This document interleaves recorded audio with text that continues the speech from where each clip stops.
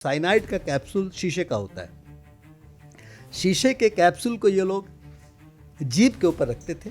बस पे बैठ करके पूरी तैयारी के साथ, वो ऑलरेडी उसके बॉडी में बॉम्ब लगा हुआ था। हमारे देश की खुफिया एजेंसी क्या कर रही थी? कोई उनको इनपुट ही नहीं था राजीव गांधी पर अटैक हो सकता है। पूरी इनपुट का मूवमेंट पता था लोगों को, ये मालूम था कि ये लोग मूव कर रहे हैं। उसी ये इंफॉर्मेशन इंडियन इंटेलिजेंस एजेंसीज के पास भी थी कि इस ढंग के लोग हैं जिन्होंने पद्मावा को मारा और राजीव गांधी टारगेट हैं और हो सकते। मैं एयरपोर्ट पे था और मेरे पास टेलीफोन आया विजय करण साहब का। उन्होंने कहा कि आमोद, तुमको जाना है मद्रास। और हम लोग पहुंचे वहाँ पे श्री पेरुम्बदूर में। सीन ऑफ क्राइम का हमने जायजा लिया। कौन ऐसा किरदार था इसमें जिसने पूरी प्लानिंग बताई, कैसे कैसे प्लानिंग हुई, उस प्लानिंग के बारे में बताइए। जिस औरत को पिकअप किया गया कि वो अपने आप को ब्लास्ट करके फिदाइन बनी। जो उसके पास जूता था राजीव गांधी का, उससे उनकी पहचान हुई। सर पूरी तरह से फट चुका था, बॉडी ब्लास्ट हो चुका था। पहला ब्रेक थ्रू कैसे मिला? पहली अरेस्टिंग किसकी हुई? सीन ऑफ क्राइम पे और चीज़ें वैसी हैं जो किसी ब्लास्ट के सीन में होती है, लेकिन एक बहुत महत्वपूर्ण एक सबूत था वहाँ पे। फॉर्चुनेटली जो धानु का जो फेस था वो इंटैक्ट, ब्लास्ट का असर नहीं हुआ था, बॉडी खत्म हो चुका था। बल्कि उसने कोशिश की थी कि राजीव गांधी को इन लोगों से अलग करे। उसके पास एक कागज मिली, उस कागज में कुछ लोगों के नाम थे। प्रभाकरन एक ढंग का हीरो था, हीरो था ही एक ढंग का देखा जाए। इसके मुकाबले का मैं समझता हूँ कि दुनिया में कोई भी टेररिस्ट ग्रुप क्रिएट नहीं किया गया होगा। इंदिरा गांधी की हत्या हुई 1984 में, दिल्ली में दंगे हुए। आप कहाँ थे? मैं अपने ऑफिस में घर पे था और अपने घर से निकल कर ऑफिस जा रहा था। दरियागंज में मेरा ऑफिस था, ठीक पीछे मेरा घर था। तब तक मेरे वायरलेस ऑपरेटर ने कहा कि मैडम को किसी ने गोली मार दी।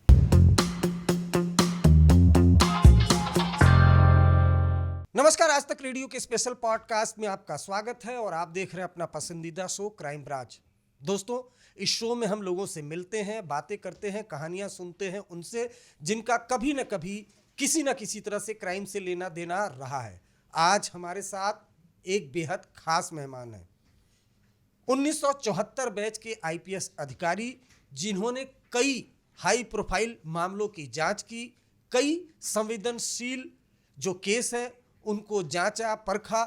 राजीव गांधी की जो हत्या हुई थी उसकी जांच इन्हीं अधिकारी ने की थी। इंदिरा गांधी की हत्या के बाद 1984 में जो सिख विरोधी दंगे हुए थे उसकी जांच पड़ताल भी उन्होंने की थी। बहुचर्चित जेसिका लाल हत्याकांड दिल्ली में हुआ था। जेसिका लाल की हत्या दिल्ली में हुई थी, जिस पर कई फिल्में भी बन चुकी, कई क्रांतियां हुई थी दिल्ली के अंदर। उस जेसिका लाल हत्याकांड की भी जांच इन्होंने ही की थी। इनका नाम है अमोद कंठ। अमोद सर, आपका बहुत बहुत स्वागत है। सबसे पहले हम यही बात कर लेते हैं कि राजीव गांधी की हत्या की जांच कैसे आपने शुरू की? उस वक्त आप कहाँ थे, किसका फोन आया था और कैसे इस जांच में शामिल हुए? नहीं, पहले तो मैं कहना चाहूँगा कि आपने इसका नाम रखा है क्राइम ब्रांच। दिल्ली पुलिस के क्राइम ब्रांच का मैं डीसीपी रहा 5 साल तक। अच्छा। और सबसे लंबे समय तक अगर कोई रहा तो मैं रहा, तो इसलिए मुझे लगा कि मेरा जुड़ाव है आपके साथ। ठीक है सर। तो ये एक बात हुई। दूसरी की बहुत सारी कहानियां हैं जो आपसे की जाएगी। राजीव गांधी हत्याकांड, हाँ, शायद मैं समझता हूँ कि भारतवर्ष में कोई भी हत्या या कोई भी अपराध या कोई भी कॉन्वेंशनल क्राइम जिसको हम कहते हैं, वो इससे ज़्यादा बड़ी नहीं थी या इससे ज़्यादा कठिन नहीं थी। कारण ये कि जो 3 गांधी जो मारे गए, महात्मा गांधी, उनकी हत्या हुई और आदमी पकड़ा गया। इंदिरा गांधी, उसकी हत्या उनके ही लोगों ने कर दिया और वो भी पकड़े गए या मारे गए।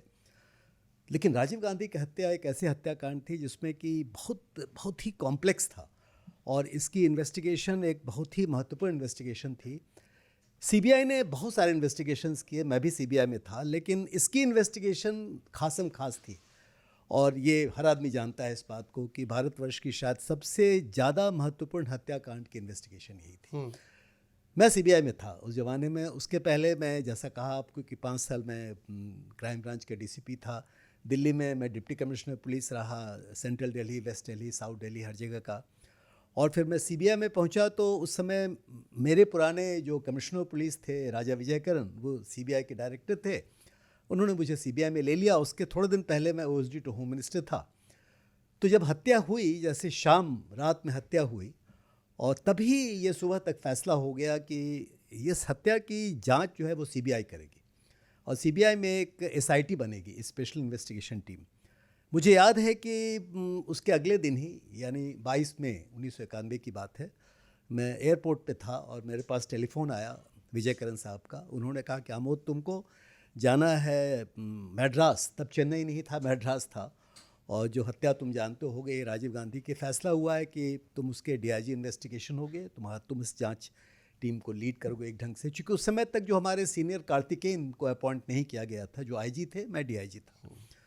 तो उसके बाद फिर कहा कि आप टीम की तैयारी करो। तो मैंने जो सीबीआई की हमारी जो सेंट्रल फॉरेंसिक साइंस लैब है, जो फॉरेंसिक टीम थी, उस टीम को तैयार किया। क्योंकि तमिलनाडु का केस था, लिहाजा तमिल जानने वाले एक दो लोगों को साथ रखा, और फिर हमारी टीम तैयार हुई और मैं चल पड़ा, मैं पहुंच गया। और जब वहां मैं पहुंचा तो मैं इसकी चर्चा करता हूं कि चूँकि ये मेरे लिए नई जगह थी। इसके पहले बहुत साल पहले साउथ में मैं एसपी रहा पौंडीचेरी का। अच्छा। तो उसके बाद मेरे पास कोई तजुर्बा नहीं था वहाँ रहने का, काम करने का, तो लिहाजा वहाँ पहुँचने से पहले मैंने आप लोगों की मदद ली, यानी पत्रकारों की मदद ली। और जितने भी न्यूज़पेपर थे वहाँ, उन सारे न्यूज़पेपर को हमने अपनी टीम को कहा कि आप इसको पढ़ जाओ, और पढ़ने के बाद इसमें से तमाम बातें जो आपके सामने निकलती हैं निकाल के मुझे बताओ। तो तमाम बातें मुझे बता दी गई। और वहाँ पे लैंड करने के बाद मद्रास में श्रीपेरुम्बदूर, जहाँ पे हत्या हुई थी, जो करीब 2 घंटे वहाँ से है मद्रास से, तो हम लोग सीधे वहाँ पहुँचे। जो वहाँ का सीन ऑफ क्राइम था वो उसको प्रिजर्व किया गया था, और जो एक बड़े हमारे मशहूर सीनियर थे राघवन, मिस्टर राघवन, जो बाद में डायरेक्टर सीबीआई भी बने, वो आईजी थे वहाँ के उस एरिया के, उन्होंने सीन ऑफ क्राइम को प्रिजर्व कर रखा था। और हम लोग पहुँचे वहाँ पे श्रीपेरुम्बदूर में, सीन ऑफ क्राइम का हमने जायज़ा लिया। क्या देखा था वही मैं कहना चाह रहा हूँ कि ये तो सारी स्थिति वैसी की वैसी ही थी। मतलब जो ब्लास्ट हुआ, जैसा होता है बॉम्ब ब्लास्ट, तो आपको पता है कि धानु जो एक तमिल टाइग्रेस थी, जिसकी अपनी कहानी थी कि क्यों उसने अपने आप को डाला इस स्थिति में, और ये तो आपको मालूम ही है कि एलटीटी ने ये हत्या करवाई, उनका ये पूरा कॉन्स्पिरेसी था। और इसका फैसला जो एलटीटी का सुप्रीमो था प्रभाकरन, जो कि श्रीलंका में बैठा हुआ था, ये समझे कि उस ज़माने में जाफना और कुछ इलाका श्रीलंका का एलटीटी के ही कंट्रोल में था। अच्छा। और एलटीटी पूरी तरह से वहाँ से कब्जे में थी। अच्छा। और हज़ारों लोग मारे गए थे, एक सिविल वॉर चल रहा था श्रीलंका में, और श्री प्रभाकरन वो मेन पर्सन था। उसके साथ एक, मुझे याद है, एक इंटेलिजेंस चीफ था पोट्टू अमन, वो शामिल था इस कॉन्स्पिरेसी में। इसके अलावा एक एलटीटी का एक विंग था महिलाओं का, जिसको टाइग्रेस कहते थे, एलटीटी टाइग्रेस। अच्छा। तो उसमें एक अकेला नाम की एक लेडी थी, वो भी थी उसके अंदर, जिस महिला को, जिस औरत को पिकअप किया गया कि वो अपने आप को ब्लास्ट करके फिदाइन बनी एक ढंग की। उस समय ये सारी चीज़ नहीं थी, ये शुरुआती दौर था, आप याद रखें 1991। अच्छा। ये एकदम नई चीज़ थी उस समय के लिए, और उसको तैयार किया गया। सिर्फ उसको ही तैयार नहीं किया गया, उसके साथ एक दूसरी लड़की शुभा थी, जिसने सुसाइड कर लिया बाद में जा कर के, वो लंबी कहानी है। और इसके अलावा एक और लड़की थी जिसको दिल्ली लाया गया था, अथरे की नाम था उसका। तो फिर उसको तैयार किया गया। तैयार करने के बाद जो है उसने अपने आप को ब्लास्ट किया था। तो वो जो ब्लास्ट किया गया था, तो उसके बॉडी के पार्ट्स को इकट्ठा कर लिया गया था ऑब्वियसली, क्योंकि जो लोग, सारे लोग थे, आप बॉडी पार्ट नहीं छोड़ सकते हैं सीन ऑफ क्राइम पे। राजीव गांधी की बॉडी पूरी तरह से ख़त्म हो चुकी थी, एकदम समाप्त हो चुकी थी, पहचानना मुश्किल था। और उसके जूते से, जो उसके पास जूता था राजीव गांधी का, उससे उनकी पहचान हुई। सर पूरी तरह से फट चुका था, बॉडी ब्लास्ट हो चुका था। और जितने और लोग मारे गए थे साथ में, एक सब इंस्पेक्टर भी था उनके साथ, और भी लोग थे, तो उन सबों के बॉडी में काफ़ी छिन्न भिन्न हो गया था, और बहुत ही भयानक ये ब्लास्ट था। दूर दूर तक तमाम बातें फैली हुई थी। और उसमें सीन ऑफ क्राइम पे और चीज़ें वैसी हैं जो किसी ब्लास्ट के सीन में होती है, लेकिन एक बहुत महत्वपूर्ण एक सबूत था वहाँ पे, वो एक कैमरा था। और वो कैमरा, एक फोटोग्राफर था हरि बाबू, अच्छा, जो स्पॉट पे मर गया था। हरि बाबू ने पूरी की पूरी फोटोग्राफी की थी राजीव गांधी के पूरे हत्या के पूरे सीन के पहले क्या क्या हुआ, जो उसके मारने वाले लोग थे, कॉन्स्पिरेटर्स थे, उनके पूरे मूवमेंट को उसने रिकॉर्ड किया था। जो मरने वाली थी धानु, उसको रिकॉर्ड किया था। जो मेन आदमी था शिवरासन, वन आइड जैक जिसको हम कहते थे, उसकी मूवमेंट को रिकॉर्ड किया था। शुभा जो उसके साथ थी, उसके मूवमेंट को रिकॉर्ड किया था। तो ये तमाम चीज़ों को रिकॉर्ड किया गया था।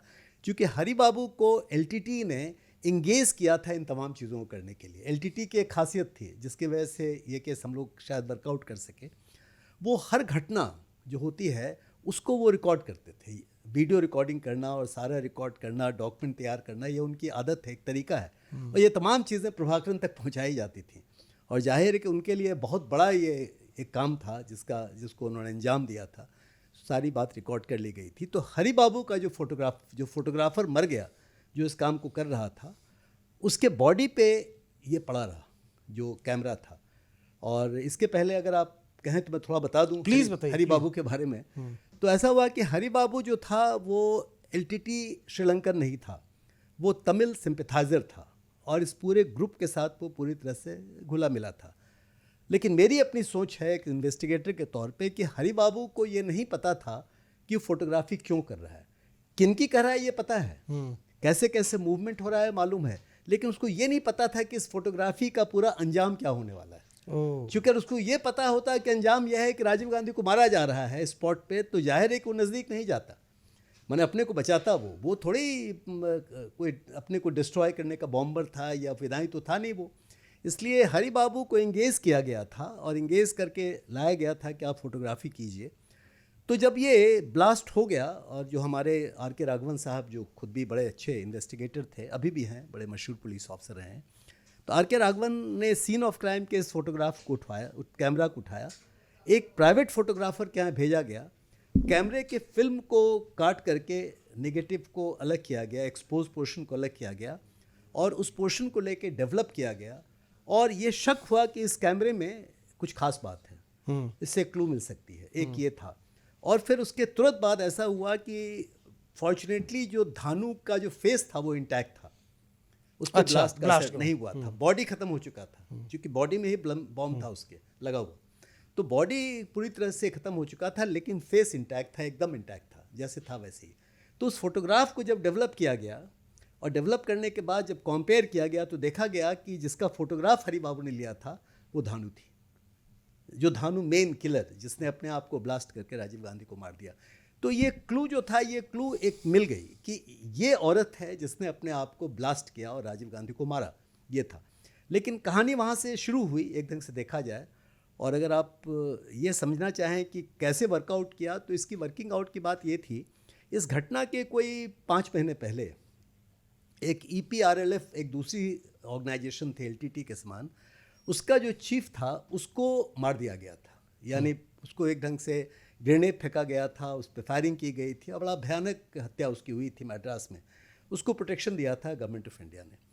तो उसकी जो मौत हुई थी और उसमें जो लोग शामिल थे वो लोग उसको मारने के बाद वहाँ से भागे, एस्केप किए और एस्केप करके रास्ते में एक मारुति वैन पे एक एल्डरली को लेडी थी, वो जा रही थी, एक आदमी जा रहा था, उसको उन्होंने हाईजैक कर लिया और हाईजैक करके रास्ते में कहीं पे छोड़ दिया और गाड़ी लेके वो आगे बढ़ गए। जो लोग मारने वाले थे, EPRLF के चीफ को मारने वाले थे 5 महीने पहले। तो वो जो व्यक्ति था जिसने देखा था कि जो लोग मार के जा रहे थे, उसको बड़ी शिकायत थी तमिलनाडु पुलिस से कि इन लोगों ने प्रॉपर ढंग से इन्वेस्टिगेशन नहीं किया। वो आई विटनेस बन गया एक ढंग का। अच्छा। क्योंकि मालूम था कि जो गाड़ी से वो लोग चले हत्या करने के बाद, उस गाड़ी को छोड़ करके इसकी गाड़ी को ले लिया और रास्ते में रखा थोड़े समय तक, तो पहचान रहा था कि वो लोग कौन थे। जो लोग इसको हाईजैक करके ले गए थे, उस पर जो मेन पर्सन था वो था Shivraj Singh, one eyed jack. Okay. उसका चेहरा कुछ ऐसा था कि वो भूलना मुश्किल है, छोटा सा था और वैसे वो कुर्ता पजामा पहनता था, जब्बा कहते हैं। उसके हाथ में जनरली एक डायरी होती थी जो उसमें भी था, केस के अंदर था। तो उसकी पहचान जो थी वो बहुत इम्पॉर्टेंट एक कारण बनी। और इस घटना के मुश्किल से 3-4 दिन के अंदर एक sub inspector, lady sub inspector Anusuiya एक थी जो बाद में ACP बन गई, और अनुसुईया जो थी उसने भी लोगों को बड़े करीब से पहचाना, उसने बहुत अच्छा रोल प्ले किया। बल्कि उसने कोशिश की थी कि राजीव गांधी को इन लोगों से अलग करे। ओके। ये कोशिश की थी उसने, लेकिन वो नहीं कर पाई क्योंकि राजीव गांधी फ्रेंडली आदमी थे, लोगों से मिलना चाहते थे। मिलने के चक्कर में ये लेडी उनके करीब आ गई, माला पहनाया और यहाँ पे टॉगल होता है उसको दबाया झुक करके और ब्लास्ट कर गई और राजीव गांधी मर गए, तमाम लोग मर गए। तो ये हुआ कि अनुसुईया के बताने पे, sub inspector, lady sub inspector Anusuiya जो खुद भी इंजर्ड हो चुकी थी, उसके बताने पे, और ये जो विटनेस थे पुराने केस के, उनके लीड देने की वजह से हम लोगों ने 1 हफ्ते के अंदर इस केस को वर्कआउट कर लिया था। हम लोग को मालूम हो चुका था कि किसने मारा, हम लोग को मालूम हो चुका था कि इसका गैंग लीडर कौन है, जो शिवरासन उसका नाम था।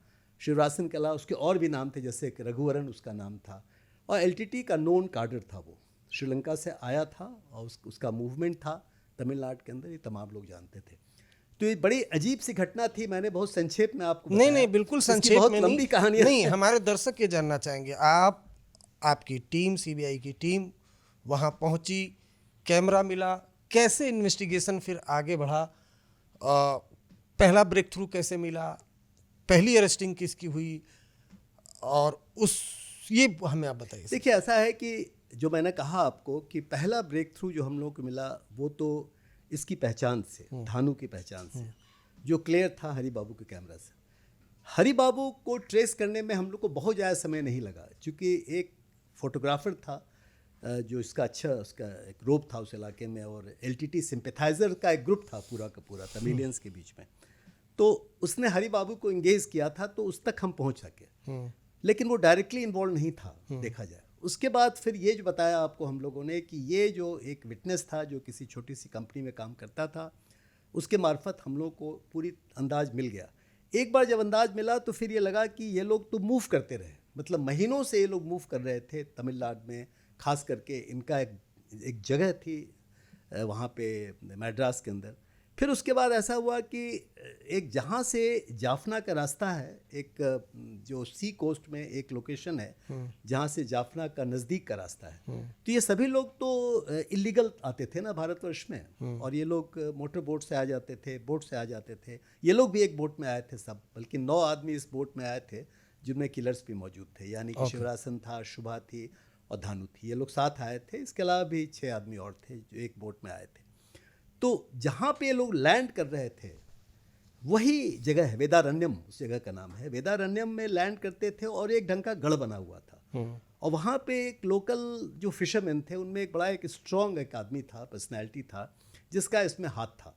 हम ये नहीं कहेंगे कि राजीव गांधी को मारने में उसका हाथ था या नहीं था, उसने सुइसाइड कर लिया इंसिडेंटली, वो एक सेटबैक था हमारे इन्वेस्टिगेशन को। तो वहाँ पे जो लोग आ रहे थे, आने वाले लोगों में एक आदमी के पास एक आदमी को गिरफ्तार कर लिया गया। ये एक ब्रेक थ्रू हमारे लिए हुआ। उसके पास एक कागज़ मिली, उस कागज़ में कुछ लोगों के नाम थे, और जो इनमें से एक जो मेन कल्प्रिट था वो नल्ली का जो लवर था जिससे उसकी शादी हो गई, तो वो मुर्गन उसका नाम था। मुर्गन का भी नाम था और नल्ली का भी नाम था, और एक एबनज़ार नाम का एक कोई नाम था उसके अंदर, जिसके अंदर ये जगह एक शॉप था जिसका रेफरेंस दिया गया था। वो आदमी भी वहाँ के आने वाले लोगों में था जो श्रीलंका से आ रहे थे, इनके कांटेक्ट में था, और उसका जो डिटेल मिला वो डिटेल भी हमारे पास आ गया। और हमने बहुत वाइड पब्लिसिटी की, क्योंकि इस इन्वेस्टिगेशन में सैकड़ों लोग काम कर रहे थे। और एक मल्लिगई नाम की एक जगह है, एक बड़ी सी कोठी है मद्रास में, जहाँ के हम लोग का SIT का ऑफिस बना, और वहाँ पे हम समझते हैं कि 150-200 हमारे इन्वेस्टिगेटर्स थे जो काम कर रहे थे। और चूंकि वाइड पब्लिसिटी थी और हम लोगों ने इनवाइट किया था कि आप इन्फॉर्मेशन भेजें, लिहाजा लोग इन्फॉर्मेशन दे रहे थे। तो हरि बाबू की गर्लफ्रेंड थी, उसके पास कुछ डॉक्यूमेंट था, वो हमको मिल गया। ये जनाब जिन्होंने एंगेज किया था हरि बाबू को, उसके बारे में कुछ हम लोग को इन्फॉर्मेशन मिला। फिर ये इन्फॉर्मेशन मिल गई जहाँ पे वो पर्चा मिला जिसमें कि एक दुकान का रेफरेंस था, 2 लोगों के नाम थे।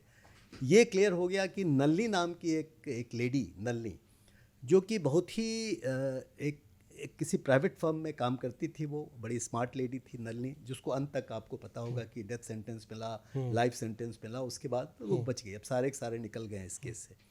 तो नल्ली का इन्वॉल्वमेंट, नल्ली के भाई पद्मनाभा उसका इन्वॉल्वमेंट, नल्ली की मदर उसका इन्वॉल्वमेंट, ये सारे लोग धीरे धीरे यानी कड़ी बनती चली गई और हमको इन्फॉर्मेशन मिलती रही। और फिर शुरुआती तौर पे हम लोगों ने नल्ली के भाई को अरेस्ट किया, उसके बाद नल्ली के मदर को हम लोगों ने अपनी गिरफ्त में लिया। नल्ली पकड़ी गई, फिर भाग रही थी इसके साथ, मुर्गन के साथ, उसको गिरफ्त में लिया। इस ढंग से 1 बाय 1 मिलते चले गए। लेकिन जो सेटबैक रहा वो अजीब सा था। सेटबैक ये था कि जो शिवरासन जिसने पूरी प्लानिंग की थी, और शुभा उसके साथ थी, और उसके साथ एक और आदमी था जो वायरलेस ऑपरेटर था, चूँकि वायरलेस चलाते थे, इनके पास वायरलेस था, और हम लोग वायरलेस को लगातार ट्रैक कर रहे थे। जैसे जैसे मूवमेंट वायरलेस का होता था हम लोग ट्रैक कर रहे थे, बल्कि हम लोग काफ़ी यहाँ वहाँ भागते रहे कि इनको पकड़ लें, लेकिन पकड़ाए नहीं। अंत में ऐसा हुआ कि कुछ दिन के बाद जब ये भागते रहे और हम चेज़ करते रहे, तब जो है एक जो ये पेट्रोल का जो कैरियर होता है उस ढंग की कैरियर में, और उसमें घुस करके अंदर की तरफ ये लोग जो है वो खाली था, उसमें घुस करके ये लोग पहुंच गए बेंगलोर। और बेंगलोर में जाने के बाद थोड़े दिन ये लोग यहाँ वहाँ भागते रहे। फिर बेंगलोर के पास एक जगह है कुननकुटे। कुननकुटे में एक मकान में ये लोग स्थापित हो गए। उन्होंने किराए पे ले लिया मकान को। बेंगलोर में और कर्नाटक में ये चांस की बात है कि उस ज़माने में बहुत सारे एलटीटी जो सिंपैथाइजर्स थे, जो सपोर्ट कर रहे थे एलटीटी को, उनकी बहुत बड़ी संख्या थी। माने आप शायद नहीं समझ पाएंगे कि क्या माहौल था। माहौल ये था कि तमिलनाडु की गवर्नमेंट वो सपोर्ट कर रही थी एलटीटी को। अच्छा। प्रभाकरन एक ढंग का हीरो था, और हीरो था ही एक ढंग का देखा जाए। इसके मुकाबले का मैं समझता हूँ कि दुनिया में कोई भी टेररिस्ट ग्रुप क्रिएट नहीं किया गया होगा। सैकड़ों लोगों ने अब सुसाइड कर लिया प्रभाकरन के चक्कर में। बल्कि आपको सुन के ताज्जुब होगा कि इस केस में 35 लोगों ने आत्महत्या कर ली। राजीव गांधी मर्डर। जी जनाब। और आत्महत्या इसलिए की कि उन सबों के पास जो है वो साइनाइड होता था, साइनाइड कैप्सूल, और गले में लटका होता था। और उनमें अधिकतर लोग ऐसे थे जो बॉम्ब ब्लास्ट करने की वजह से, जैसे कहीं जा रहे हैं माइन से, माइन में हाथ लग गया, हाथ फट गया, निकल गया, तो बॉम्ब ब्लास्ट की वजह से या इंजरीज की वजह से जो इंजर्ड कार्डर थे एलटीटी के, वो बहुत सारे हॉस्पिटल में थे। वहाँ पे कर्नाटक में थे, तमिलनाडु से आए कर्नाटक में थे, और कर्नाटक में तभी ये लोग गए क्योंकि उनको वहाँ पे जगह मिल रही थी। तो हम लोग उनको चेज़ कर रहे थे, और अंत में जाकर के एक मकान में ये लोग पहुँच गए, जहाँ पे फिर उस समय बहुत हंगामा मचा। मैं नहीं गया था वहाँ पे क्योंकि मैं इन्वेस्टिगेशन का दूसरा पार्ट देख रहा था। जो हमारी टीम थी वो वहाँ पहुँची, हमारे डायरेक्टर सीबीआई भी पहुँच गए। वो सभी उस मकान में थे, उनके पास वेपन था। तो शिवराज ने अपने आप को शूट भी कर लिया, शिवराज ने साइनाइड भी खा लिया, और सभी लोगों ने साइनाइड खा लिया और अपने को ब्लास्ट भी कर लिया एक ढंग से। तो वो मकान पूरी तरह से तहस नहस हो गया। इसके पहले जो मैं आपको कह रहा था कि ये जो साइनाइड खाते थे, तो साइनाइड का कैप्सूल शीशे का होता है। शीशे के कैप्सूल को ये लोग जीभ के ऊपर रखते थे, टंग के ऊपर, और उस कैप्सूल के साथ टंग से यानी ये दांतों से दबा देते थे, और दबाने की वजह से जो जीभ में जो एक ढंग से फ्रैक्चर हो जाता था, अंदर चला जाता था शीशे के टुकड़े, और ब्लीडिंग होती थी। तो उस ब्लीडिंग से डेथ बहुत फास्टर होता है, क्योंकि अगर आप साइनाइड खाते हैं तो उसके असर में समय लगता है, लेकिन अगर ब्लड के स्ट्रीम में चला आता है साइनाइड, तो जाहिर है कि आप फास्टर मरेंगे।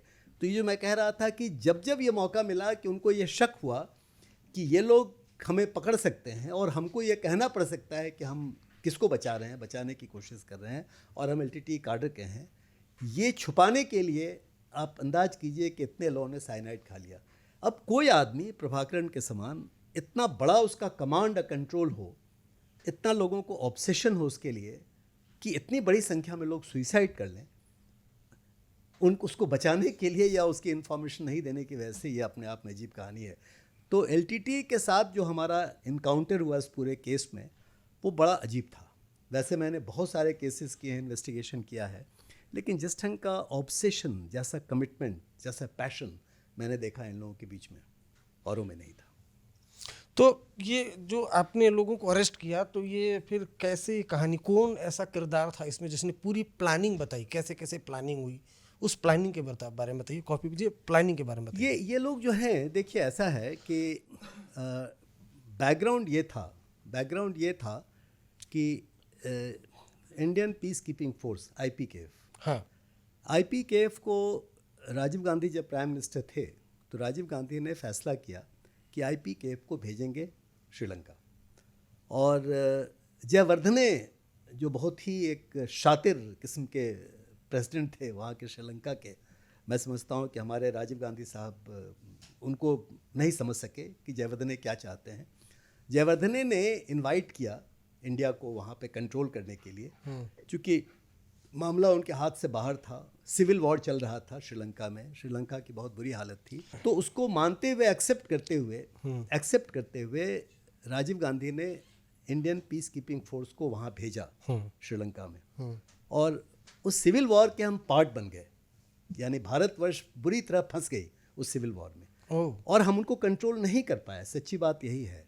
और उसमें उस पूरे में बहुत सारी बातें हुई और ऐसा माना जाता है कि जो उनकी शिकायत थी, चूँकि प्रभाकरन को स्पेशल एयरक्राफ्ट में दिल्ली बुलाया गया था, उसके पहले प्रभाकरन अशोका होटल में ठहरे हुए थे और प्रभाकरन से एक एग्रीमेंट की बात थी जिसमें ये था कि हम लोग ऑटोनॉमी दे देंगे इन लोगों को, क्योंकि ये तो मसला बहुत पुराना था ना, लैंग्वेज रिलेटेड था कि तमिल भाषा को उन्होंने एकदम गौण कर दिया था और सिम्बलीज का तमिल के ऊपर एक बहुत बड़ा अत्याचार हुआ, ऐसा माना जाता है। और तमिलियंस बहुत स्ट्रॉन्ग हेडेड और बहुत ही समझते हैं कि हम में कुछ है और सही समझते हैं। तो वहाँ पे जो ये प्रॉब्लम था बिटवीन तमिल एंड सिमिलीज, जिसकी वजह से एलटीटी इतनी बड़ी ऑर्गेनाइजेशन बन के पैदा हुई, तो यहाँ पे जो नेगोशिएशन हुए, उस नेगोशिएशन के दौरान प्रभाकरन का ये कहना था कि उसको इंसल्ट किया गया और उसने तभी ये फैसला कर लिया कि राजीव गांधी को टारगेट करेगा। प्रभाकरन दिल्ली में बैठा हुआ, नहीं मतलब आतंकी प्रभाकरन जो एलटीटी का चीफ था उसको दिल्ली बुलाया गया। उसको पहले दिल्ली बुलाया गया नेगोशिएशन के लिए, चूँकि राजीव गांधी जो प्राइम मिनिस्टर थे, जयवर्धने जो प्रेसिडेंट थे वहाँ के, इन दोनों में जो बातचीत हुई उसके मुताबिक भारतवर्ष को सपोर्ट करना था श्रीलंका को इस पूरे प्रॉब्लम को रोकने के लिए। इसके प्रोसेस में राजीव गांधी ने ये फैसला किया कि ये प्रभाकरन को भारतवर्ष बुलाया जाएगा और प्रभाकरन भारतवर्ष में आया। उसके साथ बातचीत हुई हमारे सरकार की।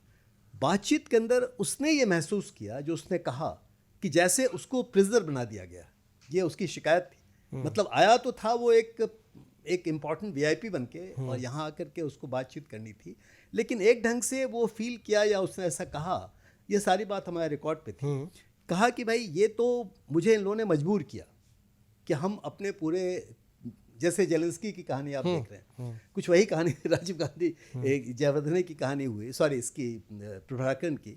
तो प्रभाकरन यही फैसला कर चुका था कि वो राजीव गांधी को टारगेट करेगा और उसके बाद वापस चला गया। वापस जाने के बाद वो गवर्नमेंट ख़त्म हो गई, राजीव गांधी की गवर्नमेंट ख़त्म हो गई। उसके बाद नई गवर्नमेंट 1991 में आ रही थी और 1991 में जब गवर्नमेंट आने वाली थी तो ये मालूम था कि कांग्रेस वापस आएगी और कांग्रेस जब वापस आएगी तो वापस आने के बाद राजीव गांधी प्रधानमंत्री होगा, ये क्लियर था। तो चूंकि राजीव गांधी प्राइम मिनिस्टर होने वाले थे और ये बैकग्राउंड था और प्रभाकरन को शिकायत थी कि राजीव गांधी ने ये सिचुएशन क्रिएट किया, उसको बेइज्जत किया या उनके साथ अन्याय किया, ऐसा वो सोचता था, गलत या सही। ये तमाम बातों को देखते हुए जब राजीव गांधी पहुँचे तमिलनाडु में इलेक्शन कैंपेन के लिए, श्री पेरुम्बदूर में उनको भाषण देना था इलेक्शन कैंपेन के दौरान। उसके पहले वीपी सिंह एक दूसरे इलेक्शन कैंपेन में गए थे वहाँ पे मद्रास में, और उसमें एक रिहर्सल किया उस बात को लेकर के। अच्छा, हाँ, पूरी रिहर्सल हुई, हमारे केस का पार्ट है। अच्छा, मतलब राजीव गांधी की हत्या के पहले उसकी उस हत्याकांड को कैसे अंजाम देना, उसकी रिहर्सल हुई, पूरी रिहर्सल हुई। शिवरासन वहाँ था, शुभा वहाँ थी, नलिनी वहाँ थे, सभी लोग वहाँ थे। इन लोगों ने पूरी की पूरी रिहर्सल की कि कैसे वो सिक्योरिटी को ब्रीच करेंगे, कैसे प्राइम मिनिस्टर के नज़दीक पहुँचेंगे, किस ढंग से उस सिचुएशन पे जाएंगे कि हम इसको कंट्रोल कर सकें। तो ये अपने आप में एक अजीब कहानी है। और जो पहले घटना हो चुकी जिसकी चर्चा में, पद्मनाभा उसका नाम था, जो मारा गया था EPRLF का चीफ, वो सारी सिस्टम भी उनके लिए एक तैयारी थी, हालांकि अपने आप में बड़ी घटना थी। तो ये तमाम चीज़ों की तैयारी चल रही थी कई एक महीनों से, और शिवरासन अपनी टीम के साथ यहाँ बैठा हुआ था, अपनी टीम को उसने तैयार कर रखा था, एक एक आदमी को वो टारगेट कर रहा था। तो ये जो पूरा प्रोसेस था, इस पूरे प्रोसेस को हम लोगों ने धीरे धीरे अनर्थ किया, सारे पूरे प्रोसेस का एविडेंस कलेक्ट किया, और ये हम लोग को लगा कि बड़े पैमाने पे कॉन्स्पिरेसी हुई और उस कॉन्स्पिरेसी को अंजाम दिया गया। ठीक वैसे ही अंजाम दिया गया जैसे प्रभाकरन चाहता था, जैसे ये लोग चाहते थे। तो वो इस हत्याकांड के बाद प्रभाकरन को खैर मैसेज तो अपने आप खबर तो जाहिर है तुरंत खबर हुई, उसको मालूम हुआ, लेकिन एक बात हो गई जिसकी वजह से कि टीम वापस नहीं जा सकी। हम लोगों ने बहुत जल्दी एक ढंग से चारों तरफ से जाल फैलाया और हम इस बात को समझ चुके थे कि कहाँ से इनका एग्जिट होता है, वेदारण्यम जो बताया आपको जगह, और वहाँ पे पूरी तैयारी हमारी थी, हमारी टीम वहाँ पहुँच चुकी थी। ये निकल नहीं पाए और ये कोशिश करते रहे, जो कि हम लोगों ने इनके वायरलेस कम्युनिकेशंस को लगातार सुना और हम समझ रहे थे कि कहाँ कहाँ कैसे मूव कर रहे हैं। पकड़ नहीं पाए, ये अलग बात है, लेकिन हम जान रहे थे कि इनका मूवमेंट चल रहा है। तो उस मूवमेंट से स्पष्ट था कि वो डेस्परेट थे, वापस जाना चाहते थे, वापस जा नहीं पाए।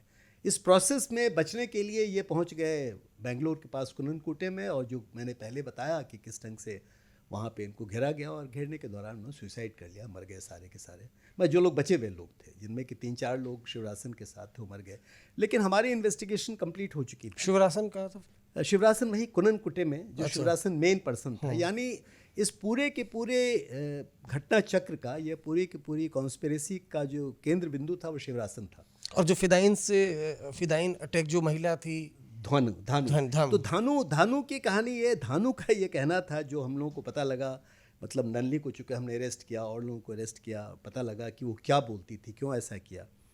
तो धानु का ये कहना था कि IPKF के कुछ लोग, यानी जो force, Indian peace keeping force के लोग थे, उन लोगों ने उसके साथ गलत व्यवहार किया था, उसके परिवार को बेइज्जत किया था, या जो कुछ भी उसको बेइज्जत किया था, ऐसा उसकी शिकायत थी धानु की। और आपको सुन के आश्चर्य होगा कि ये इतने बड़े पैमाने पे जो कॉन्स्पिरेसी हो रही थी, इनको पैसे की कोई कमी नहीं थी, क्योंकि जो इनके सिंपैथाइजर्स, तमिल सिंपैथाइजर्स पूरी दुनिया में थे, उनके पास बहुत पैसे थे, इनके पास पैसे की कोई कमी नहीं थी। लेकिन ये लोग मोटरसाइकिल और साइकिल क्लब कभी नहीं घूमते थे। और आपको सुन के और आश्चर्य होगा कि यहाँ पे ये लोग मद्रास से पेरिस कॉर्नर एक जगह है वहाँ मार्केट में, पेरिस कॉर्नर के पास से इन्होंने बस ली, बस पे बैठ करके पूरी तैयारी के साथ, वो ऑलरेडी उसके बॉडी में बॉम्ब लगा हुआ था, उसके साथ शुभा थी, उसके साथ शिवरासन था, धानु थी, ये बस में बैठ करके मद्रास के एकदम हार्ट ऑफ सिटी से ये पहुँचे वहाँ, जहाँ पे ये अंजाम दिया इन लोगों ने। और आप ये अंदाज कीजिए कि ये इनकी सबसे बड़ी खासियत ये थी, जो मेरे लिए एक नई चीज़ थी, कि ये लोग एकदम ऑर्डिनरी लोगों के समान हर जगह मूव कर रहे थे, और इनसे बहुत मुश्किल था लोगों को, जो लोग इनके साथ जुड़े हुए थे। मेरी ऐसी थिंकिंग है, जो कि थोड़ा मेरे विचार अलग थे मेरे टीम के कुछ लोगों से। मेरा कहना था कि हर आदमी ऐसी बड़ी कॉन्स्पिरेसी का हिस्सा नहीं हो सकता है, लेकिन वो कनेक्टेड थे। उनके कनेक्टेड होने की वजह ये थी कि वो तमिल कॉज के सिंपैथाइजर्स थे। तमिलियंस का एक बहुत बड़ा एक मसला था, ये बन गया था, पूरे दुनिया बन चुका था कि इस ढंग से तमिलियंस को एट्रॉसिटी उन पे की जा रही है श्रीलंका के अंदर। तो वो सिंपैथाइजर थे, और सिंपैथाइजर होने की वजह से वो सपोर्ट कर रहे थे किसी न किसी फॉर्म में। मेरा ऐसा मानना था, मेरे अपने विचार ये थे कि उसमें कुछ ही लोग ऐसे थे, 5-6 लोग, यानी प्रभाकरन हुआ, अकेला हुई, पोटू अमन हुआ, शिवरासन हुआ, धानु हुई, शुभा हुई, या मुरुगन हुआ, नलिनी हुई, ये कुछ लोग थे 7-8 आदमी, जिनको ये मालूम था कि ये पूरी की पूरी तैयारी राजीव गांधी को मारने की थी। और ये जितने नाम, माफी टुकड़ा, ये जितने नाम थे, इनमें से किसी को पकड़ा आपने?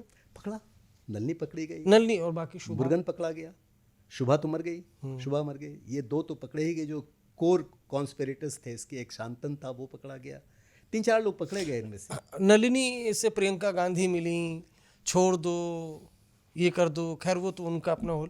नलिनी क्या किरदार थी? नलिनी ने आपसे मतलब पूछताछ में क्या? नलिनी के बारे में बहुत लोगों के विचार हो सकते हैं कि उसको शायद उतना ज्ञान नहीं था, लेकिन मेरे विचार से असंभव है कि उसको ज्ञान ना हो।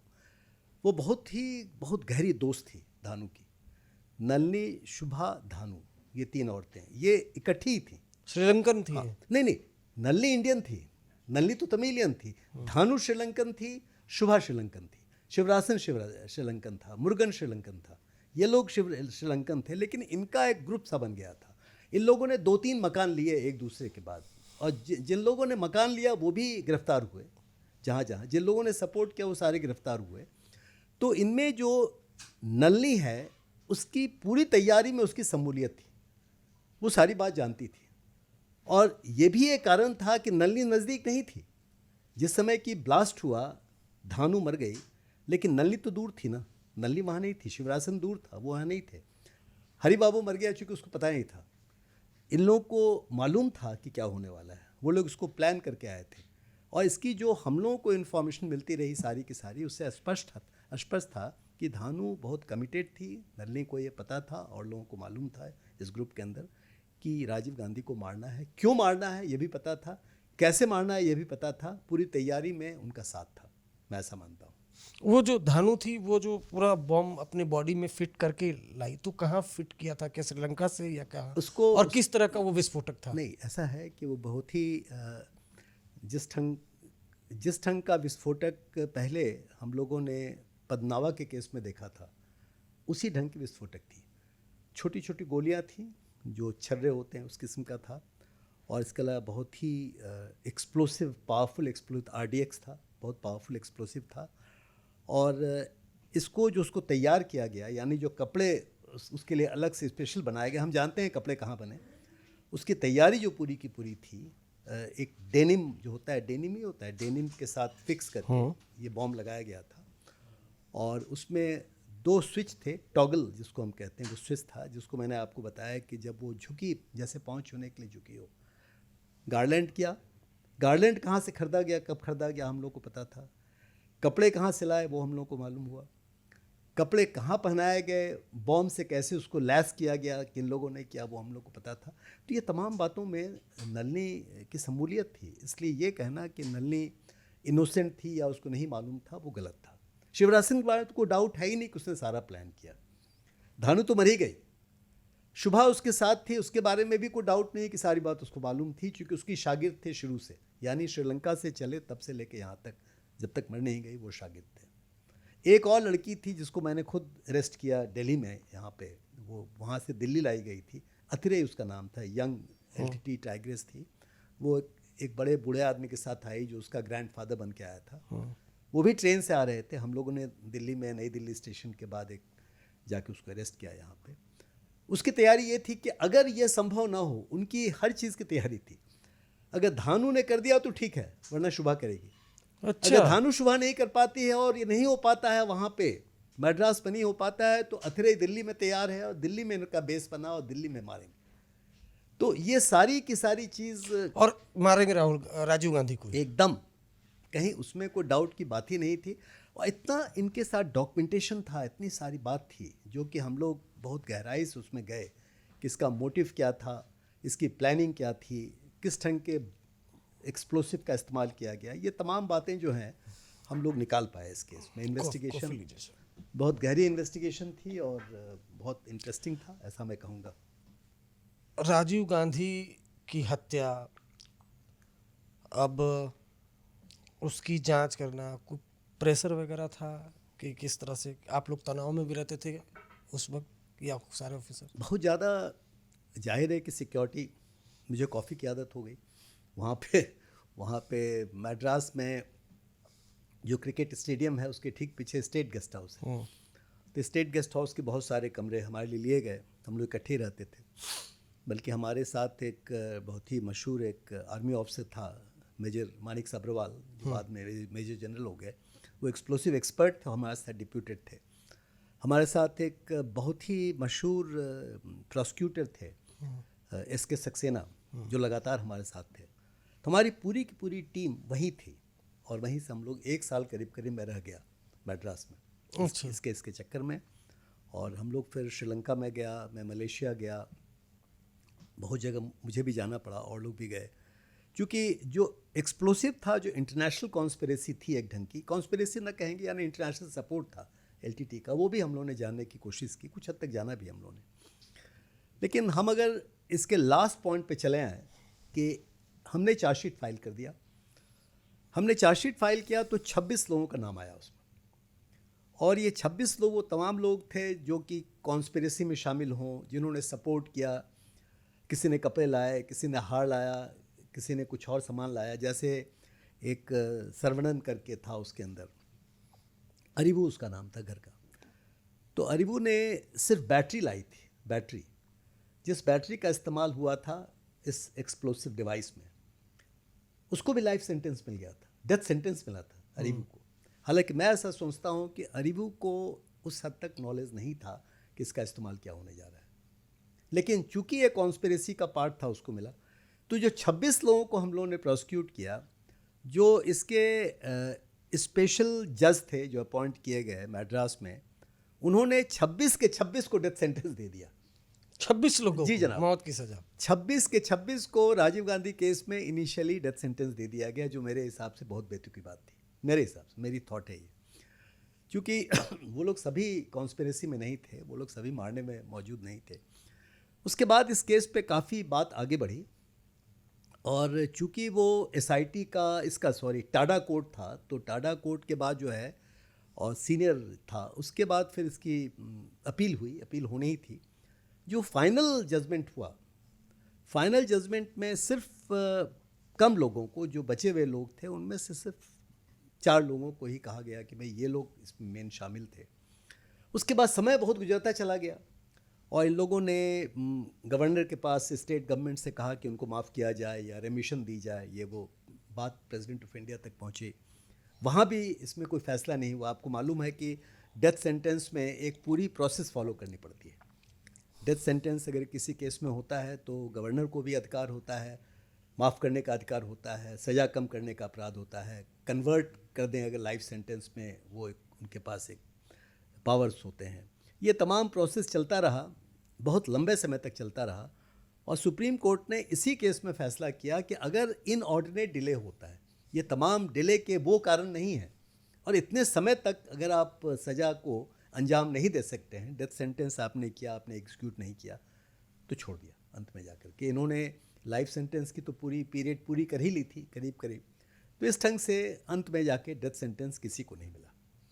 तब तक ये नलिनी ऑलरेडी प्रेग्नेंट थी, मुर्गन के साथ वो रह रही थी और वो प्रेग्नेंट थी and she had a child, उसकी लड़की पैदा हुई। वो लड़की फिर चली गई यूके वगैरह में, उसने मेडिकल वगैरह किया और फिर तो एक ढंग से पूरा था। ये इन तमाम चीज़ों को देखते हुए आप प्रियंका गांधी की बात कह रहे थे कि इन लोगों ने जाके कहा कि इसको माफ़ कर दिया जाए, ये वो, और एक ढंग से माफ़ी हो गई, मैं ये कहूँगा एक ढंग से माफ़ी हुई। चूँकि जब ये छूट गए और चूँकि यंग थे तो अभी भी जीवन के सामने है, जो भी करें।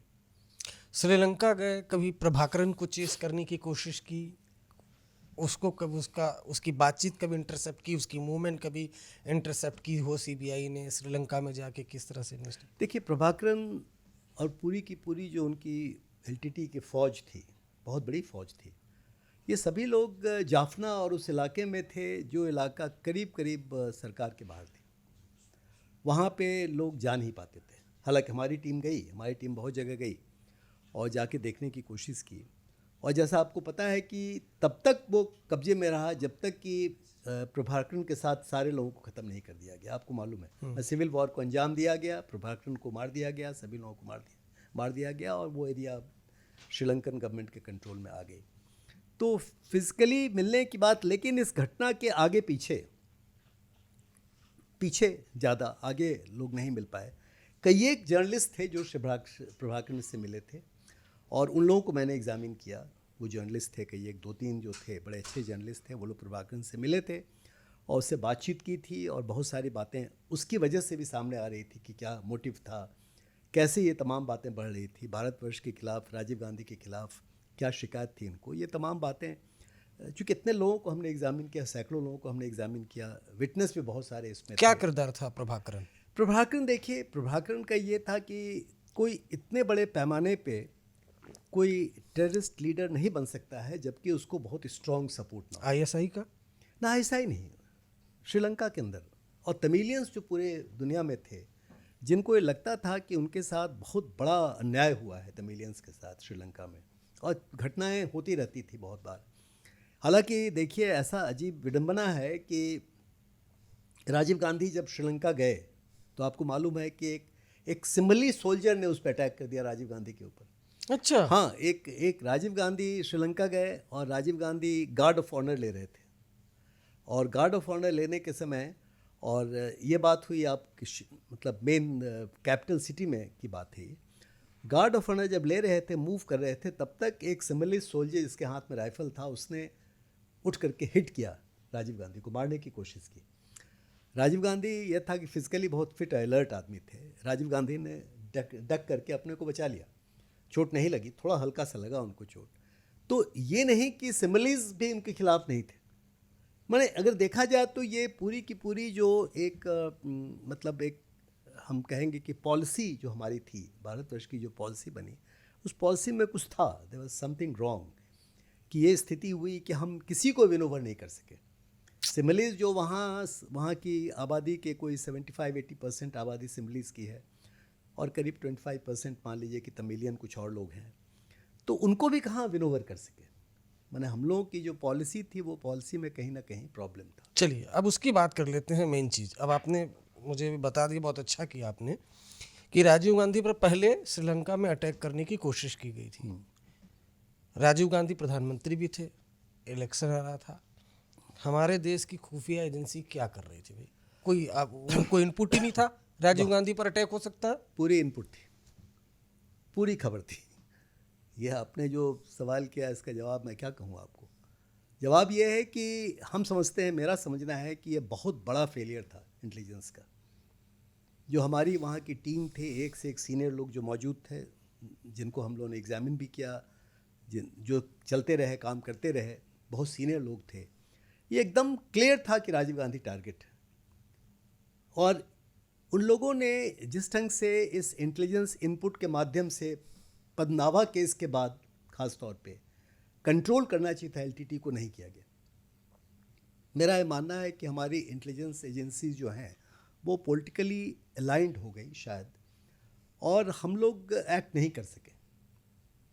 राजीव गांधी की हत्या की कहानी जो है, इंटेलिजेंस की कहानी जो है, वो भी मैं समझता हूँ कि लोगों को जानने की ज़रूरत है। बताइए। भाई कह रहा हूँ मैं कि ये तो उनका मूवमेंट पता था लोगों को, ये मालूम था कि ये लोग मूव कर रहे हैं। शिवरासन था, शहर में था, शिवरासन मूव कर रहा था, वो प्लान कर रहा था। और ऐसा नहीं कि वो उसको लोग जानते नहीं थे, उसको रघुवरम के नाम से जानते थे। ऐसा इत्तेफाक हुआ कि हमारे डायरेक्टर सीबीआई चले गए श्रीलंका, वहाँ जा गए कुछ इन्फॉर्मेशन कलेक्ट करने के लिए, और हमारे साथ उनके साथ कार्तिकेयन भी गए थे बाद में। ये लोग गए और ये लोग वहाँ से, उनको ये इन्फॉर्मेशन वहाँ अलग से मिली कि एक आदमी है वन आइड फेलो, और ये बहुत ही स्ट्रॉन्ग एलटीटी काडर है, और ये आदमी वही है जिसने मारा। रघुवरम के नाम से, किसी और नाम से उसको जाना गया। और तब तक हम लोगों ने इन्वेस्टिगेशन करके हम भी उसी पॉइंट पर आ चुके थे। मुझे याद है कि एयरपोर्ट पे इस घटना के मुश्किल से 5-6 दिन के बाद, ये आप समझे 21 तारीख की घटना है, ये 26-27 तारीख की बात होगी, राजा विजयकरण वापस आए, एयरपोर्ट पे ही हमारी मीटिंग हुई। वहाँ पे वीआईपी लाउंज में हम लोग बैठे, एक कॉन्फिडेंशियल जगह पे हमारी मीटिंग हुई, और मैंने भी रिपोर्ट किया कि क्या डेवलपमेंट है। तब तक हम केस वर्कआउट कर चुके थे। जो इन्फॉर्मेशन उनको श्रीलंका से मिली वो इन्फॉर्मेशन हमारे पास ऑलरेडी थी, हम ऑलरेडी जान चुके थे। और ये इन्फॉर्मेशन इंडियन इंटेलिजेंस एजेंसीज के पास भी थी कि इस ढंग के लोग हैं जिन्होंने पद्मावा को मारा, और राजीव गांधी टारगेट हैं और हो सकते हैं। बस इतनी बात काफ़ी है, मैं समझता हूँ। नहीं, लेकिन क्या इसका मतलब, खास तौर से अगर तमिल सिंपैथाइजर की आपने बात की, तमिलनाडु में वो मूव कर रहे थे मद्रास वगैरह में, तो क्या ऐसा है क्या कि उस वक्त जो इस तरह के माहौल थे कि वहाँ के इंटेलिजेंस ऑफिसर्स ने उसको, उस इनपुट को इग्नोर कर दिया? देखिए, ये तो होती है बात, बहुत बार होती है। और जो मेरी समझ है, जो मेरी समझ है, पुलिसिंग की समझ है, मैं बहुत लंबे समय तक मैंने पुलिस में काम किया, बहुत इंपॉर्टेंट असाइनमेंट्स सीबीआई के अलावा बहुत काम कर चुका हूँ मैं, बड़े बड़े केस किए हैं मैंने, लॉ एंड ऑर्डर के बहुत बड़े सिचुएशंस को मैंने हैंडल किया है। देखिए, ये जो एक माहौल होता है ना, एक माहौल पॉलिटिकल या पॉपुलर जो चीज़ होती है, वो माहौल पुलिस को इन्फ्लुएंस कर जाता है। जो पुलिस को एक इंडिपेंडेंट एजेंसी के तौर पे काम करना चाहिए, चाहे वो क्राइम हो, इन्वेस्टिगेशन या लॉ एंड ऑर्डर। अगर वो न्यूट्रल नहीं है, अगर वो इंडिपेंडेंट नहीं है, तो एक इस इंडिपेंडेंस की मानसिकता होनी चाहिए। यही सीखा है मैंने। और सच पूछे तो मेरे कैरियर में मुझे कोई इसकी परेशानी नहीं है कि दिल्ली से बाहर बहुत जगह मैंने काम किया। पौंडीचेरी पहली पोस्टिंग में भी मुझे वहाँ से लोगों ने कहा गुड बाय, मैं चला आया। वहाँ से एक पोस्टिंग डीजीपी बना मैं गोवा में बहुत साल के बाद, वहाँ मुख्यमंत्री को हमसे शिकायत हुई, मैं चला आया। अरुणाचल प्रदेश में डीजीपी था, बहुत बढ़िया काम, बड़ी अच्छी दोस्ती चल रही थी दिन रात मुख्यमंत्री के साथ। उनको एक समय लगा कि मैं गलत हूँ, मैं चला आया। मेरा ये कहना है कि सीनियर पुलिस ऑफिसर्स की रिस्पॉन्सिबिलिटी होती है कि वो एक न्यूट्रलिटी मेंटेन करें और इंडिपेंडेंस के तौर पे काम करें। अगर आप इस माहौल से इन्फ्लुएंस्ड हो जाएंगे, तो एक माहौल था तमिलनाडु में, मैं कहना चाहता हूँ, उस माहौल में जो वहाँ की गवर्नमेंट थी या तमाम चीज़ें थी, उसमें एक जैसे ये आदमी था जिस आदमी से मैंने पता किया कि पद्मावा को जिसने मारा उसने राजीव गांधी को मारा, जो पता लग गया, तुरंत मालूम हो गया, 3-4 दिन के अंदर मालूम हो गया। उसको बड़ी शिकायत थी। वो उसने कहा कि कई एक दिन तक वो पुलिस हेडक्वार्टर में बैठा रहा और उसने कोशिश की कि उसकी पूरी बात को सुनी जाए ताकि वो इन्वेस्टिगेशन में मदद कर सके, लेकिन वो उन लोगों ने बात नहीं सुनी। इन्वेस्टिगेटिंग ऑफिसर्स ने गहराई में जानने की कोशिश नहीं की पद्मावा केस में। अगर पद्मावा केस में भी अरेस्ट कर लिया जाता है इस आदमी को तो मारता कौन? शिवराज सिंह जो मेन कल्पिट था दोनों केस में, उसको तो तभी अरेस्ट कर लेना चाहिए था ना, जो तमिलनाडु में वो घूम रहा था, मैड्रास में घर पे घर बनाया जा रहा था और आई विटनेस तो था ही। तो अब सवाल ये है कि जब मैंने इसको कांटेक्ट किया, चूँकि मैं वहाँ का नहीं था, बाहर का आदमी था, और मेरे साथ एक अमित वर्मा नाम का बड़ा मशहूर एक IPS ऑफिसर था जो मेरे साथ SP था। हम लोगों ने जब कांटेक्ट किया उस विटनेस को, आई विटनेस को, उसने मिलने से मना कर दिया। फिर भी हम उसके घर पे पहुँच गए शाम में और हमने बड़ी उसकी खुशामद की। हमने कहा कि भाई हमारी बात सुन लो, बड़ा इंपॉर्टेंट है। मैंने अलग ढंग से हमने उसको डील किया। फिर वो बड़ा कहा कि नहीं आप लोग ठीक ठाक आदमी लगते हो, आप ऐसे ही बाहर करने वाले हो। और उसने फिर हम लोग खाना पीना खिलाया और सारी बात खुल के बताया। तो मेरा ये कहना है कि ये सारा जो एक माहौल होता है ना, ये एक मेरी जनरल फीलिंग है जो 34 साल पुलिस में, पुलिस के बाहर आपको पता है कि मैं प्रयास के माध्यम से, सामाजिक संस्था के माध्यम से मैंने बहुत और काम भी किया है। तो उन तमाम चीज़ों को मिलाते हुए मुझे लगता है कि पुलिस की न्यूट्रलिटी या उसका एक अलग होना, डिस्पैशनेट होना, इंडिपेंडेंट होना, उसकी बहुत आवश्यकता होती है। राजीव गांधी, अब उनकी माता जी थी इंदिरा गांधी। इंदिरा गांधी की हत्या हुई, उसके बाद 1984 में दिल्ली में दंगे हुए। आप कहाँ थे?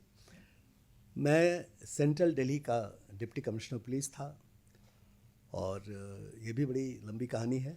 तो उसके पहले मैं वेस्ट दिल्ली में था DCP। किरण बेदी हमसे पहले थी, मैंने किरण को सक्सीड किया था। और ये जो माहौल चल रहा था, इसकी पूरी बात थोड़ी बता दूं मैं संक्षिप्त में, कि पंजाब में जो कुछ हो रहा था और वो पंजाब की जो स्थिति थी वही स्थिति करीब करीब दिल्ली की हो रही थी। और दिल्ली में लगातार बॉम्ब ब्लास्ट हो रहे थे, एसेसिनेशंस हो रहे थे। इंदिरा गांधी की हत्या कोई पहली हत्या नहीं थी, उसके पहले कई एक हत्या हो चुकी थी यहाँ पे लोगों की। पॉलिटिशियंस हैं इस ढंग के, निरंकारी बाबा उसको मारा गया था, बहुत और लोगों को ही मारा गया। और करीब करीब हर 10-15 दिन पे बॉम्ब ब्लास्ट हो रहे थे। पंजाब का हिस्सा बन चुका था दिल्ली, और दिल्ली की बुरी हालत थी, स्पष्ट कर दूँ। और मैं देख रहा था, और मैं वेस्ट दिल्ली में था, सेंट्रल दिल्ली में था। तो ये जो जिस समय ऑपरेशन ब्लू स्टार हुआ, और ऑपरेशन ब्लू स्टार के बाद जो एक अजीब माहौल पैदा हुआ, और एक ढंग से बहुत बड़ी शिकायत इंदिरा गांधी के खिलाफ एक कम्युनिटी की थी, तो हम लोग समझ रहे थे कि बहुत कुछ हो रहा है। उसका अंजाम चलता चला जा रहा था, बहुत सारी घटनाएं हो रही थी।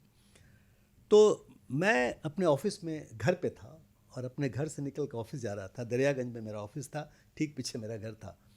तब तक मेरे वायरलेस ऑपरेटर ने कहा कि मैडम को किसी ने गोली मार दी। गोली मार दी।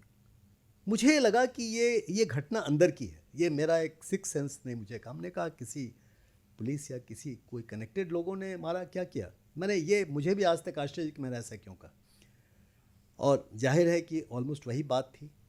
मैं तुरंत ऑफिस पहुंचा। ऑफिस पहुंचने के बाद मैंने तमाम लोगों को बुलाया, सारे ऑफिसर्स को बुलाया, सिविल डिफेंस के लोगों को बुलाया, होम गार्ड के लोगों को बुलाया, कुछ और लोगों को बुलाया, और हमने ये कहा कि ये ऐसी वैसी घटना नहीं है। इस घटना के बाद जो एक भयानक स्थिति पैदा होने वाली है, एक सिविल वॉर किस्म की स्थिति पैदा हो सकती है, जिसका अंजाम क्या होगा हम नहीं बता सकते हैं। लेकिन आप सबों को बहुत ही ज़्यादा कारगर होना है और आपको पूरी तरह से मजबूती से काम करना है। और उन्होंने किया। सेंट्रल दिल्ली में मैं आपको बताऊं, जहां सबसे अधिक कॉमेडियली सेंसिटिव एरिया था, और यहां हर ढंग के राइट्स वाइट्स हुआ करते थे रूटीन में, मेरे इसमें कई एक होते रहे छोटे बड़े। वहाँ पे हम लोगों ने जिस ढंग से कोशिश किया राइट्स को रोकने का, चूँकि दिल्ली पुलिस और गवर्नमेंट पूरी तरह फेल कर गई। 3000 लोगों का मारा जाना 4-5 दिन के अंदर दिल्ली में एक शहर में 3000 लोग मारे गए। 3000 हमारे सिख भाई बंधु मारे गए, और उनका इस ढंग से मैसेकर होना अपने आप में इससे बड़ी दुर्घटना, इससे गंदी बात दिल्ली के इतिहास में कभी नहीं हुई। मेरे डिस्ट्रिक्ट में सेंट्रल दिल्ली, जो बहुत ही ज़्यादा कंट्रोल्ड, मैं देखा जाए तो बहुत सेंसिटिव था, हर इलाके में हमारे प्रॉब्लम हो रहे थे। मैं लगातार भागता रहा, मैं घूमता रहा, जाता रहा, कई एक घटनाएं होती रहीं।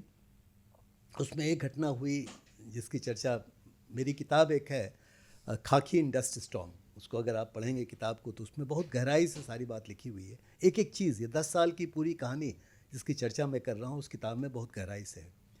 ब्लूम्सबरी ने पब्लिश की है मेरी किताब। दूसरी किताब का नाम है खाकी ऑन ब्रोकन विंग्स, वो बात की कहानियाँ हैं। तो इसमें यह था कि जब ये सारी बातें हुई तो हम लोग अलर्ट थे, हमने पूरी कोशिश की, लेकिन उस समय दिल्ली पुलिस की तैयारी ठीक नहीं थी। दिल्ली पुलिस में मुश्किल से 30-35 PCR वैन्स थे। अब आप समझिए 6-7 हज़ार होंगे आज। दिल्ली पुलिस में स्टाफ की कमी थी, इक्विपमेंट की कमी थी, तैयारी की कमी थी, लीडरशिप भी प्रॉपर नहीं था। मिला जुला करके दिल्ली पुलिस कोलैप्स कर गई। और इतने बड़े पैमाने पे एक झंझावात या तूफान किस्म की चीज़ ये हुई जिसमें कि लोग इसको कंट्रोल नहीं कर सके, और जैसा आपको मालूम है जो कुछ हुआ। जब रंगनाथ मिश्रा कमीशन ने इंक्वायरी की, इंक्वायरी करके मेरे डिस्ट्रिक्ट को सिर्फ ये कहा कि इस डिस्ट्रिक्ट में अगर, कहा कि मेरे नेतृत्व में यानी आमोद कंठ के नेतृत्व में अगर कंट्रोल किया जा सके तो और लोगों ने क्यों नहीं किया, क्योंकि फेलियर था, बहुत बड़ा फेलियर था। और फिर आर्मी के लोगों ने मेरा नाम रिकमेंड किया और मुझे गैलेंट्री अवार्ड मिला। चूँकि जिस घटना में मुझे गैलेंट्री अवार्ड मिला, शौर्य चक्र मिला एक आर्मी के ऑफिसर को भी, पॉस्थुमस, वो मर गया था। इनफैक्ट उसको मैं कैरी करके ले गया LNJP हॉस्पिटल, क्योंकि गोली लग गई थी यहाँ पे उसको। किसके हो लगी थी? एक जूनियर ऑफिसर था, गुरुंग उसका नाम था, जूनियर कमीशन्ड ऑफिसर था जो मेरे साथ था। चूँकि आर्मी आ चुकी थी ना, ये घटना मतलब ये घटना है 5 मई की, आप समझ रहे हैं ना, सॉरी 5 दिसंबर की घटना है, सॉरी 5 नवंबर की घटना है 1984। और इंदिरा गांधी की हत्या जो है वो हुई थी आपको 31 अक्टूबर को। तो 5वें दिन जाकर के ये घटना हुई जिस घटना में 9 लोगों को गोली लगी, 4 आदमी मारे गए। मरने वालों में एक आर्मी का ऑफिसर भी था जो मेरे साथ था। हम लोगों की कंबाइंड टीम थी पुलिस की और आर्मी की। उसको लेके मैं गया हॉस्पिटल, LNJP हॉस्पिटल। वो रास्ते में मर गया, मेरी गोद में मर गया वो आर्मी ऑफिसर। तो ये खैर चलिए घटना का एक था, लेकिन जो घटना चक्र चल रहा था उसमें दिल्ली में हर जगह ही तूफान मचा हुआ था। और जैसा मैंने कहा कि वैसे तो कॉन्स्पिरेसी आदमी पता करता है क्या हुआ क्या नहीं हुआ, लेकिन इंदिरा गांधी की हत्या में इन्वेस्टिगेशन वाली कोई लंबी चौड़ी बात नहीं थी। जैसा तो ऑन द स्पॉट था, ऑन द स्पॉट पकड़े गए थे। लेकिन जो कुछ हुआ इससे कभी भी लोग सेटिस्फाइड नहीं हुए। यानी सिख कम्युनिटी के दिल में हरदम से मलाल रहा, एक उनके दिल में जो एक खंजर लगा इस घटनाओं की वजह से, वो आज तक मौजूद है और ये चलता रहा। तो ये एक ऐतिहासिक बात हुई, इतनी बात मैं कह सकता हूँ।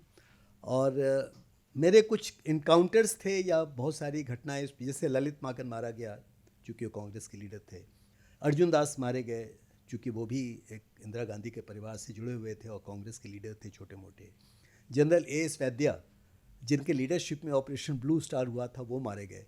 इन तमाम इन्वेस्टिगेशंस में मैं रहा, मैं लगातार था। चूँकि तो ये इनको किन लोगों ने मारा? इनको मारने में एक ग्रुप था उस समय, 2-3-4 बड़े पावरफुल ग्रुप्स थे। एक खालिस्तानी कमांडो फोर्स था, एक बबर खालसा था। ये लोग बड़े स्ट्रॉन्ग फोर्सेस थे जो बहुत दिन से चल रहे थे।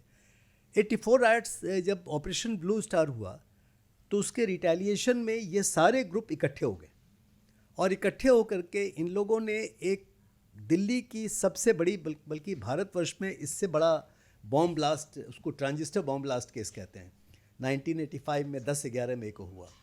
ट्रांजिस्टर बॉम्ब बनाया उन लोगों ने 100 के आसपास, और करीब करीब 80-85 बॉम्ब ब्लास्ट हो गए।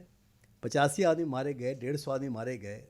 5 प्रदेशों में, दिल्ली और आसपास उत्तर प्रदेश में और हरियाणा में और पंजाब में और जम्मू कश्मीर में, हर जगह ये घटनाएं एक साथ हुई और उन तमाम जगहों को टारगेट किया गया जहाँ पे सिखों को मारा गया था। ये केस इत्तेफाक से मेरे पास हो गया। चूँकि मेरे डिस्ट्रिक्ट में, मैं सेंट्रल दिल्ली में था उस वक्त, मुझे खबर मिल गई, एक महिला ने आकर के मुझे खबर दे दी, एक इन्फॉर्मेंट ने खबर दे दिया और हमने इस घटना के 3-4 दिन के अंदर जो मेन कॉन्स्पिरेटर पकड़े गए, उसमें करीब करीब 50 लोगों को पकड़ा हम लोगों ने ट्रांजिस्टर बॉम्ब ब्लास्ट केस में। उसके बाद उसी के रिटेलिएशन में एक PUCL की किताब थी ब्लैक बुक, उसमें बहुत लोगों के नाम थे कि ये लोग गिल्टी हैं, these are the guilty people. अब गिल्टी है नहीं, मैं उस पर कुछ नहीं कहना चाहता हूँ। सज्जन कुमार आप देख रहे हैं कि उनको ऑलरेडी सज़ा मिल चुकी और वो भी उसमें नामजद थे। नामजद लोगों में ललित माकन का नाम भी था, अर्जुन दास का नाम था, जनरल एस वैद्या चूँकि ब्लू स्टार के वो उस समय के कमांडर इन चीफ हुए, मतलब आर्मी के चीफ थे उस समय, उनका नाम हुआ। तो ये सारे लोग मारे गए। मेरे लिए आश्चर्य की बात है कि इन तमाम घटनाओं में मैं था, यानी इन्वेस्टिगेशन टीम में मैं था, और हम लोगों ने जिनको पकड़ा उसमें 2 बड़े स्ट्रॉन्ग इनके टेररिस्ट ग्रुप के लोग थे। एक था हरजिंदर सिंह जिंदा, एक था सुखपाल सिंह सुक्खा। ये 2 पहले भी हरजिंदर सिंह जिंदा ने जबकि मारा गया था अर्जुन दास ललित माकन को, तभी भी ये शामिल थे। उसके पहले घटनाओं के चक्र में पंजाब में, हरियाणा में, दिल्ली में बहुत सारी घटनाओं में ये लोग थे। जिंदा था उसके अंदर, उसकी पूरी गैंग थी जिंदा की। उसके बाद ऐसा हुआ कि हम लोगों ने अरेस्ट किया, उसमें डीसीपी सेंट्रल था, उसको अरेस्ट किया गया करोल बाग के एरिया में। गुजरात पुलिस उनको लेके चली गई। गुजरात पुलिस की गलती से वो छूट गया, निकल गया, एस्केप कर गया। एस्केप करने के बाद जिंदा और सुक्खा ने मिल करके पुणे में जनरल एस वैद्या को मार दिया। वही समय था जबकि हमारे जो NSA हैं अजीत डोवल साहब, वो बहुत ही गहराई से हम लोगों ने साथ काम किया काफ़ी समय तक, और मैं बहुत क्रेडिट देता हूँ उनकी इंटेलिजेंस बड़ी पावरफुल थी, इंफॉर्मेशन सिस्टम बहुत पावरफुल था।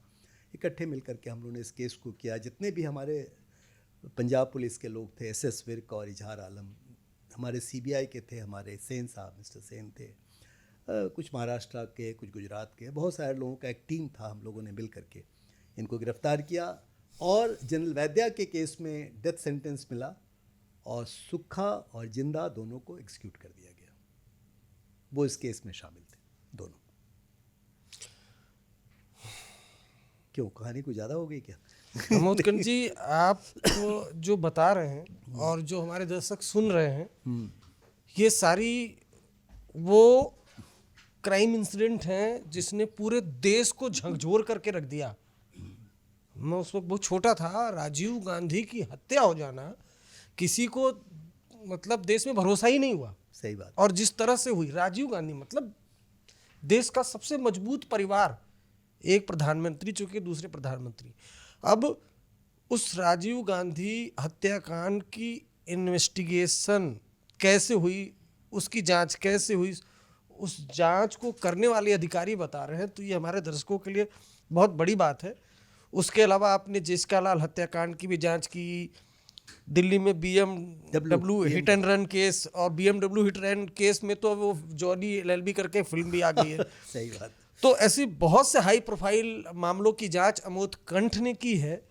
और सर, हम ये चाह रहे थे कि ये राजीव गांधी हत्याकांड, इसलिए मैंने विस्तार से इसके बारे में आपसे पूछा, ताकि लोगों को फिलहाल यही समझ में आए और लोग इसके बारे में सुने आपकी बात जो अभी हमने कही, कि किस तरीके से एजेंसियों को कहीं ना कहीं लग रहा था कि राजीव गांधी टारगेट पे हैं, राजीव गांधी निशाने पे हैं, उनकी हत्या हो सकती है, बावजूद इसके कुछ नहीं किया गया और हत्या हो गई। और किस तरीके से आप और आपकी टीम और CBI की टीम ने इस पूरे हत्याकांड के जो किरदार थे, जो हत्याकांड में शामिल किरदार थे, उसका पर्दाफाश किया।